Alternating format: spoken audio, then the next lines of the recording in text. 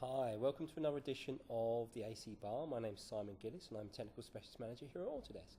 And today what I'd really like to talk to you about is how to improve stakeholder engagement through the use of immersive visualization. And I'd really like to talk to you about a product we now have available called Revit Live. And this is a subscription service that you can purchase. It enables you to go directly from Revit with a one-button operation and process the model on the cloud and then share that out to your various stakeholders. So I think we all know that some people struggle with interpreting 2D plans, and some like to look at very nice 3D visualizations, still images, and perhaps some videos. But what if they could actually get right inside the design before you've built it? That would really help with understanding your intentions better. And this is really where Revit Live comes in. So as I said, a one-click operation going from the Go Live button in the View toolbar inside Revit, processing on the cloud, enables you then to open up the scene within the Live editor, and within that you can do some various things, and you can set the sun settings, different time of day, different time of year, for example. You can change some of the render settings, you can navigate, move around freely, and then look at various aspects such as data on the objects, and also set up viewpoints. So for example, if you're trying to engage with different stakeholders, maybe you want some specific views that you would like them to see, and you can save those within the Live editor.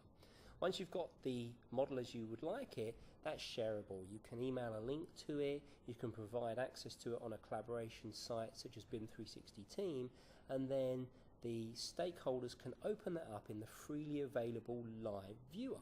And the Live viewer is available on both Windows Desktop and also on Apple iOS on the iPad.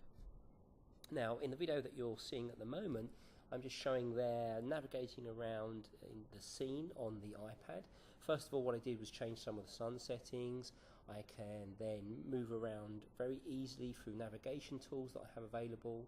I can look at pre-saved viewpoints, as I mentioned previously, and I can access data about the different objects. So it really lets me get inside the design, lets me move around and understand it, and becomes a really powerful tool to improve my understanding of the designer's design intent. Now, what I would say is you can also take that step further. As I mentioned in Volume 1 on the AEC Bar, VR is definitely of the moment, and a two-click operation from Revit, go live with the Revit button, and then in the Live editor very quickly connect to a VR headset, an HTC Vive or an Oculus Rift is absolutely doable. And that will go a step further in terms of immersion by really putting the stakeholder into a very immersive virtual reality environment, and absolutely possible. So if you're looking at changing the way you present, if you're looking at improving your stakeholder engagement, I'd encourage you to take a look at Revit Live. We have a trial available and quite a few different sample scenes that you can try out, and I'd really encourage you to take a look at it. And the real beauty of this is that you don't have to be a high-end visualization specialist to use it. It's very much about getting the designer, the architect to very quickly and very easily start to be able to move the design from the Revit environment into a visualization environment. And that becomes very powerful because what we've really done there is reduce the amount of steps, reduce the complexity, and of course reduce the learning curve. So if you have any questions about this, if you'd like to see any other videos around this subject, do email us at the AEC Bar that you can see down below, and I look forward to talking to you another time. Thank you.